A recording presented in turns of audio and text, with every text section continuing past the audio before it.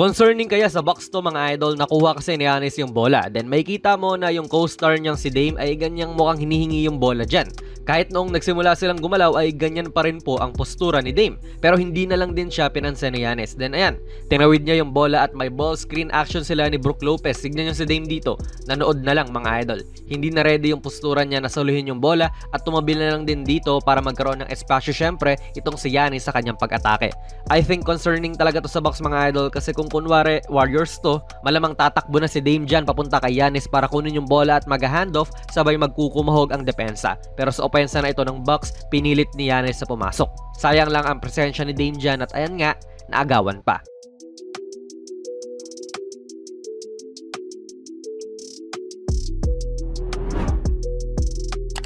Dito baliktad naman mga idol, makikita natin na hawak naman ni Dame yung bola at si Giannis sumusubok na mag-seal dito kontra kay Ben 10. Actually kung Brooklyn ka ay okay lang naman to na matchup kasi magaling naman talagang dumepensa itong si Simmons, doon mo siya hindi pwedeng maliitin din. Pero Giannis naman kasi to, kung mag-isa lang siya dyan, talagang makakascore yan ng 9 na beses sa 10 subok. Pero ano yung ginawa ni Dame? Inatake ang depensa ni Dennis imbis na bigyan ng entry pass tong si Greek Freak. Naging contested na step back jumper to na kayang-kaya naman din ipasok ni Lillard, although kahit papasok yan, alam mo yun, tila nagsosolohan sila imbis na ipasa na lang.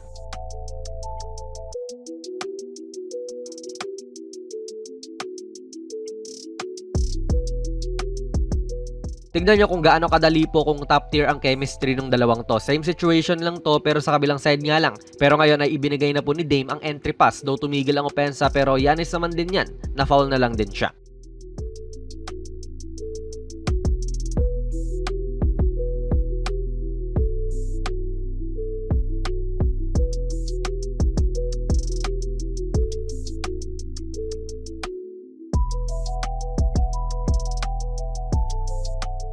Now ito po yung hindi ko gets sa coaching ni Doc Rivers. Ang lineup ng Bucks ngayon ay sina Portis, Prince, Wright, Lopez, pati Connaughton.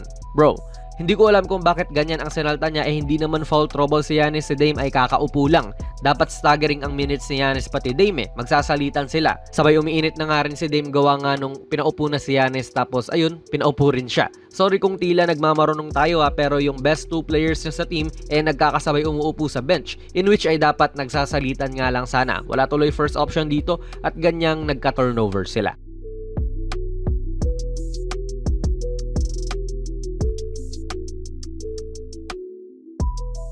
Tila halos wala rin silang play na pinatatakbo at least dito kay Giannis. Now, pwede maging good thing yon, pwede rin namang maging bad thing. Kasi nga star player to at ang kalakasan talaga niya ay pumasok sa loob. Abangis na yung mga defenders dyan like dito nga. So bilang isang star player nga ay for some degree lang ay ayos lang kung walang pinatatakbong play sa'yo kasi ikaw mismo yung gagawa ng diskarte.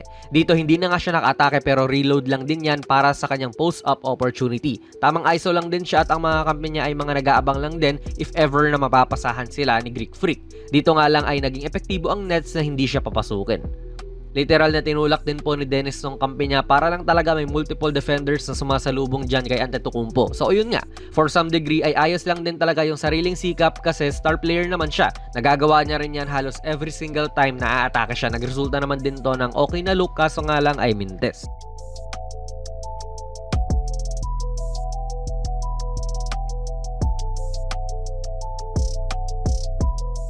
Again mga idol, wala silang pinatatakbong play so yung depensa praktisado na yung mga dapat nilang gawin. Hinahayaan nilang dumiskarte yung stars, especially si Giannis. So alam mo yun, predictable na. Sa pag-double nga po ni Dorian Finney-Smith dyan ay siyang pag-swing naman ng bola at mula rito ay makikita natin ang pag-organize muli ng Nets sa kanilang man-to-man defense. Karipa si Dennis dito sa pag-recover kay Dame kasi libre na. Kita natin si Dorian Finney-Smith ay umalis na rin kay Giannis at tumuturo na ngayon na dapat lumapit na si Cam Thomas doon kay Trent. Sabay siya na ang mag-cover doon sa corner. Praktisado na to basically ng lahat din ng mga NBA teams and na-check din si Dame sa pagkakataon na ito. Huli yung pasa.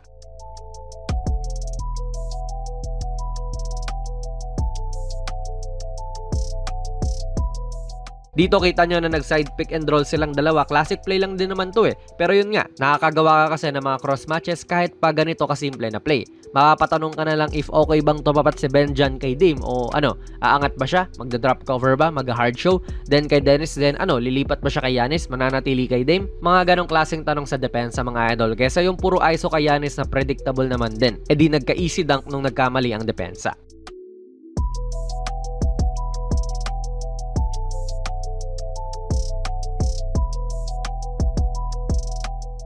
Third game pa lang naman to mga idol, so wag natin silang husgahan pa. Baka syempre gumanda pa, although dito ay hindi.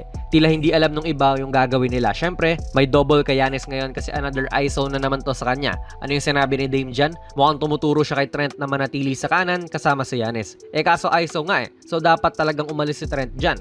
Ang problema, 3 box ang sabay-sabay na nag-cut dito. So dyan palang alam nyo nang hindi pa talaga ayos yung chemistry nyo. Dapat kasi paisa-isa lang yung cut. Kasi tignan nyo, sumikip lang din talaga nung nagsabay-sabay sila. Ending ay bad pass to kay Giannis o ayan, nagtuturoan yung dalawa.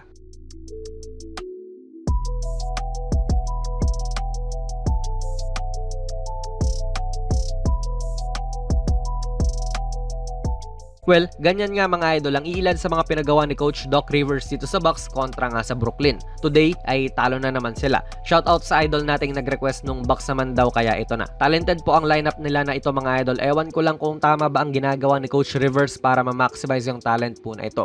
Talo sila this game kontra sa rebuilding na Brooklyn Nets team. Ano po masasabi niyo sa naging laro na ito ng Bucks mga idol? Ilagay nyo lang po ang inyong mga komento sa ating comment section sa baba. Uploaded pa rin po ang ating video na ito sa ating second YT channel kaya subscribe na rin kayo, kawawa naman to. Plug na rin natin ang ating very first merch. Ako po ang nag-design itong mala vintage na Kobe shirt. 689 lang yan at ayan po ang nilalaman kapag bumili ka. PM lang kayo sa ating Facebook page for more info idol. Kung nagustuhan nyo po ang ating video ay pipindot na lang idol ng like button, mag-subscribe ka na rin sa ating channel at ako nga pala si Jonas PB and as always, hanggang sa muli.